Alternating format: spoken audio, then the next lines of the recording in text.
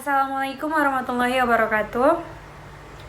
Yang saya hormati Ibu Sri Rahmayanti MPD selaku dosen pengampu mata kuliah Statistika Pendidikan. Baik, perkenalkan di sini saya Salwa Putri selaku moderator sekaligus pemateri ketiga.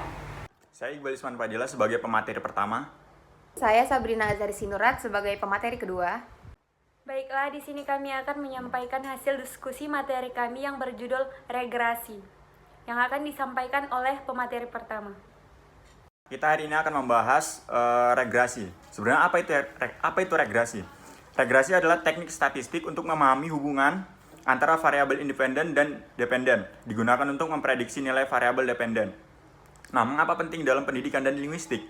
Ini penting untuk menilai faktor-faktor yang mempengaruhi hasil belajar, motivasi media pembelajaran, memprediksi kemampuan berbahasa berdasarkan variabel tertentu. Jadi, regresi merupakan salah satu teknik analisis statistik yang penting dalam dunia penelitian, termasuk dalam bidang pendidikan dan linguistik.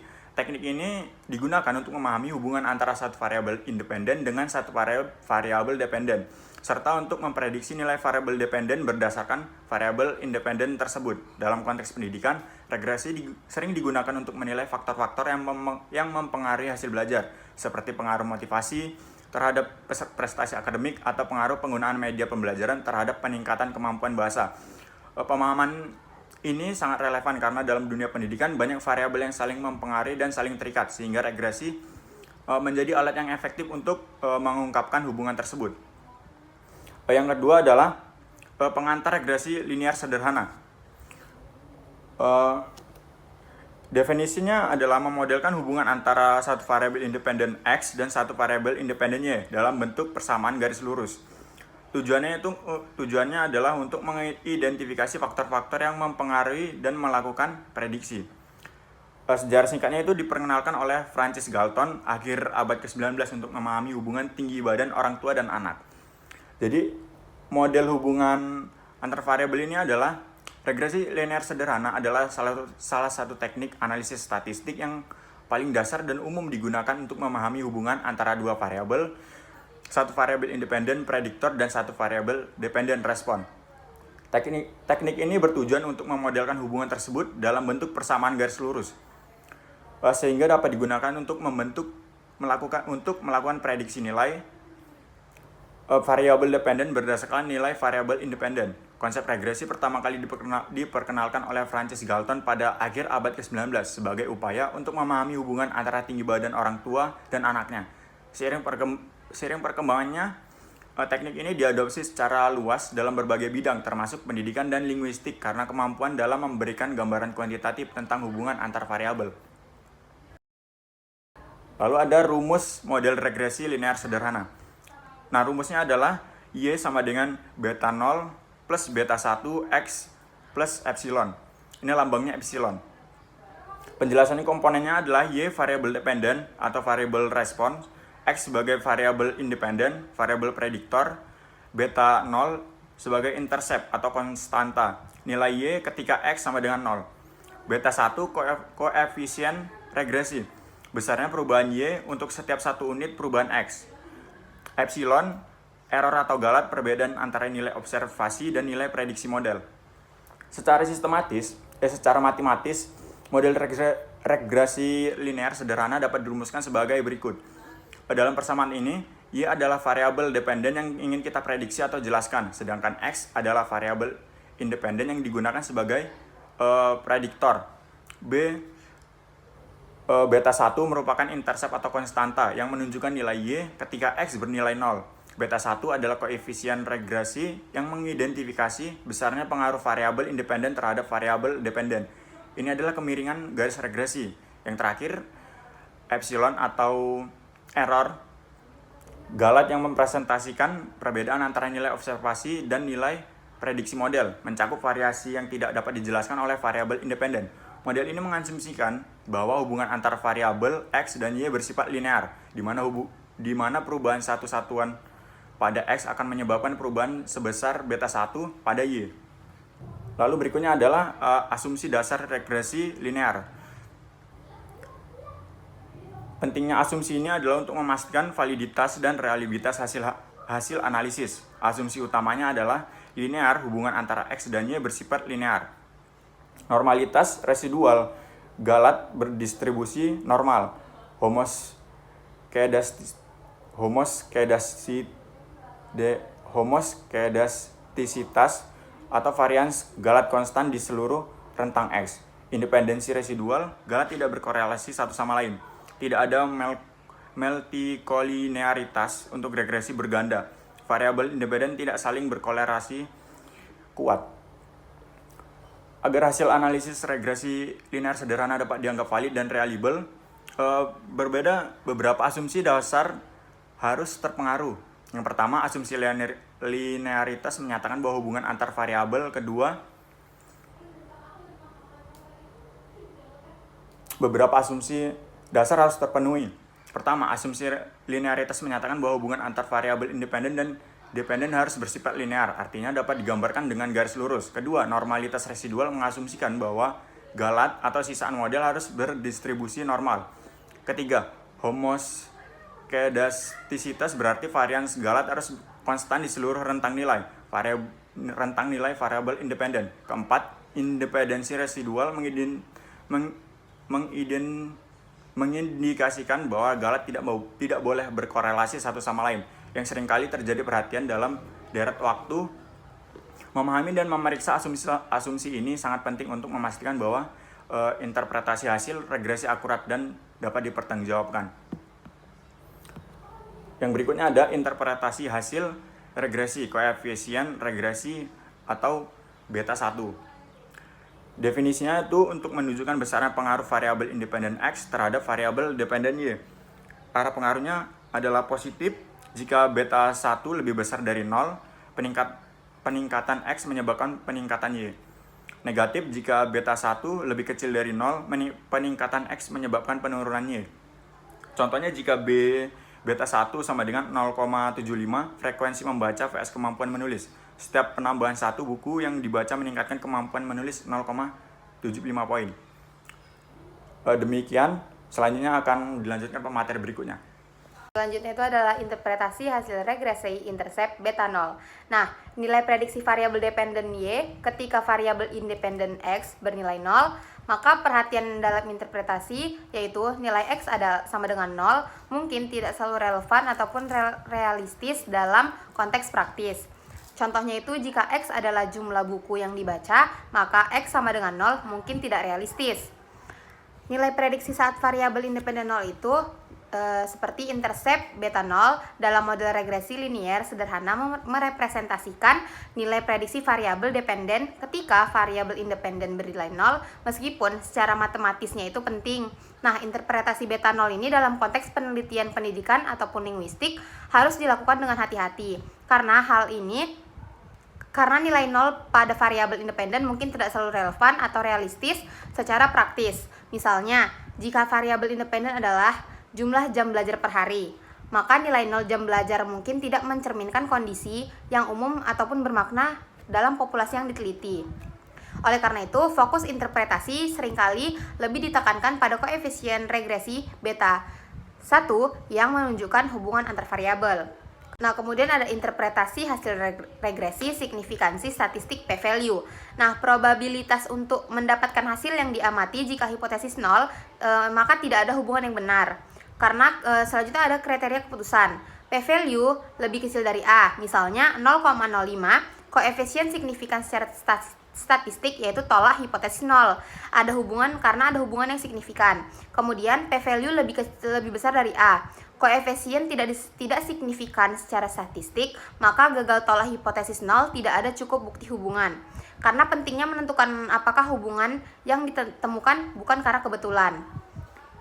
Menentukan kebermaknaan hubungan. Nilai signifikansi statistik ataupun p-value adalah indikator krusial dalam analisis regresi yang digunakan untuk menguji apakah koefisien regresi yang ditemukan itu signifikan secara statistik. Jika p-value yang diperoleh dari analisis kurang dari tingkat signifikansi yang ditetapkan, yaitu pada umumnya 0,05, maka koefisien tersebut dianggap signifikan. Ini berarti bahwa hubungan antara variabel independen dan juga dependen yang diamati kemungkinan besar bukan terjadi secara kebetulan. Dan ada cukup bukti untuk menolak hipotesis nol yang menyatakan tidak ada hubungan. Sebaliknya, jika p-value lebih besar daripada 0,05, maka hubungan tersebut tidak signifikan. Dan model juga tidak dapat digunakan untuk prediksi yang akurat karena hubungan yang diamati bisa saja hanya kebetulan.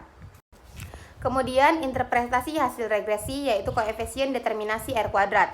Nah, menunjukkan seberapa besar variasi variabel dependen Y dapat dijelaskan oleh variabel independen X dalam model dengan rentang nilai 0 hingga 1. Interpretasinya yaitu semakin mendekati 1, semakin baik pula model dalam menjelaskan variasi data.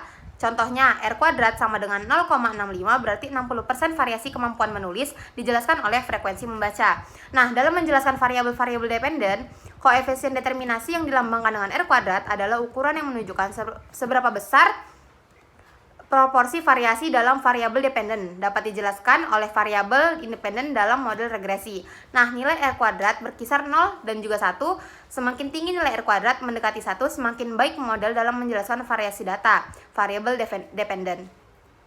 Sebagai contoh, jika R kuadrat sama dengan 0,65, ini berarti 65% variasi dalam kemampuan menulis siswa dapat dijelaskan oleh frekuensi membaca dalam model yang dibangun. Sisa 35% variasi dijelaskan oleh faktor-faktor lain yang tidak termasuk dalam model ataupun oleh variasi acak. R kuadrat memberikan gambaran tentang kekuatan prediktif model. Contoh interpretasi hasil regresi lengkap. Pengaruh motivasi belajar X terhadap skor tes bahasa Inggris Y dengan hasil analisis beta 0 sama dengan 50, P lebih kecil daripada 0,05, yaitu lalu ada beta 1 sama dengan 3,2, dengan P kurang dari 0,01, lalu kemudian ada R kuadrat sama dengan 0,45. Interpretasinya yaitu ketika motivasi minimal skor 0, skor tes diprediksi 50. Sedangkan setiap peningkatan 1 poin motivasi, skor tes meningkat 3,2 poin, yang itu berarti signifikan. Kemudian 45% variasi skor tes bahasa Inggris dijelaskan oleh motivasi. Studi kasusnya itu motivasi belajar dan skor tes bahasa Inggris. Nah, mari kita lihat contoh interpretasi hasil regresi lengkap dari sebuah hasil studi kasus mengenai pengaruh motivasi belajar terhadap skor tes bahasa Inggris para siswa. Misalnya, hasil analisis menunjukkan intercept beta 0 sebesar 50 dengan p-value kurang dari 0,05. Kemudian ada koefisien regresi beta 1 sebesar 3,2 dengan p-value kurang dari 0,01 dan juga R kuadrat sebesar 0,45. Interpretasinya adalah sebagai berikut. Model ini memprediksi bahwa siswa dengan motivasi minimal skor 0 akan memiliki skor tes bahasa Inggris sebesar 50. Setiap peningkatan 1 poin motivasi akan meningkatkan skor tes sebesar 3,2 poin. Dan hubungan ini signifikan secara statistik. Lebih lanjut, variabel motivasi menjelaskan 45% variasi skor tes bahasa Inggris siswa dengan menunjukkan bahwasannya motivasi adalah prediktor yang cukup kuat meskipun ada faktor lain yang juga mempengaruhi skor. Kemudian akan dilanjutkan oleh pemateri ketiga. Baik, di sini saya akan melanjutkan materi dari rekan saya, yaitu aplikasi regresi dalam penilaian bahasa. Nah, yang pertama itu ada mengidentifikasi faktor yang berpengaruh. Nah, maksudnya itu pengaruh frekuensi latihan berbicara terhadap kemampuan berbicara. Dan yang kedua itu pengaruh penggunaan media pembelajaran terhadap pemahaman tata bahasa. Dan di sini ada merancang intervensi efektif. Nah, maksudnya itu berdasarkan faktor-faktor yang paling berpengaruh. Dan yang terakhir itu ada keterbatasan. Nah, regresi linear ini sangat sederhana, hanya menangkap hubungan linear dan tidak mengidentifikasi interaksi kompleks. Nah, regresi linear ini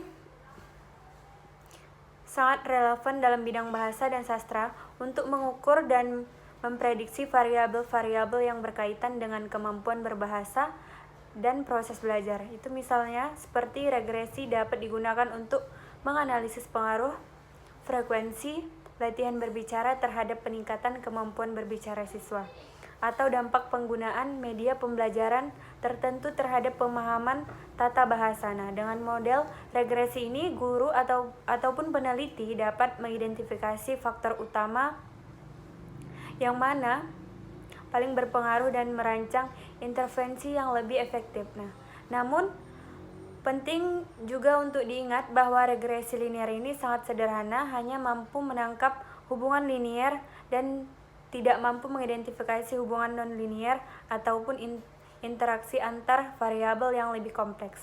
Baik, selanjutnya itu ada analisis sederhana dengan Excel. Nah, di sini ada langkah-langkahnya. Yang pertama itu aktifkan data analisis toolpath.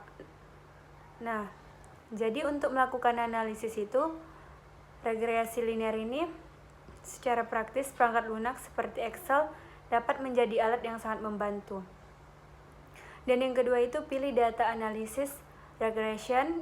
Yang ketiga itu masukkan input year-ranger dependent dan input exchanger independent. Dan yang keempat itu tentukan lokasi output.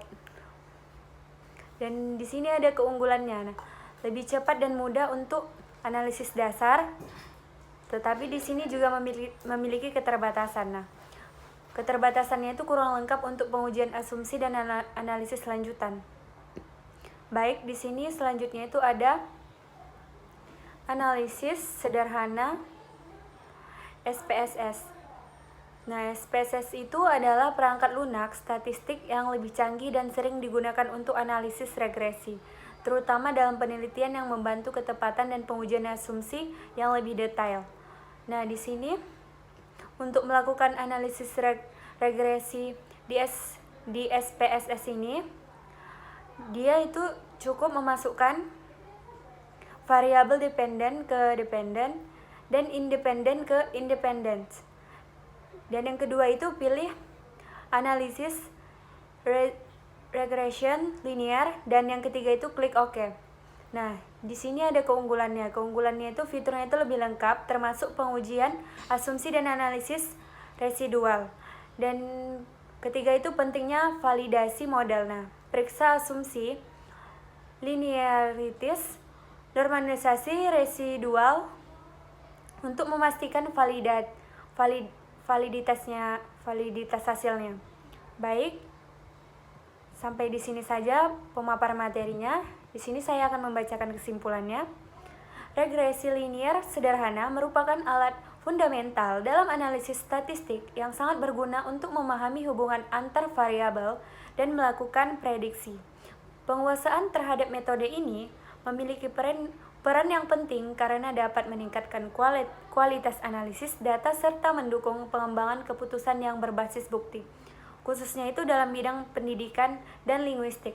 Selain itu juga, regresi linear ini sangat sederhana, khusus juga menjadi fondasi bagi pengembangan model regresi yang lebih kompleks. Nah, namun demikian, penggunaan itu tidak lepas dari tantangan seperti memastikan bahwa asumsi-asumsi statistik terpenuhi dan hasil analisis dapat diinterpretasikan dengan tepat. Sampai di sini saja pemaparan materi kami. Lebih dahulu kurangnya mohon maaf. Assalamualaikum warahmatullahi wabarakatuh.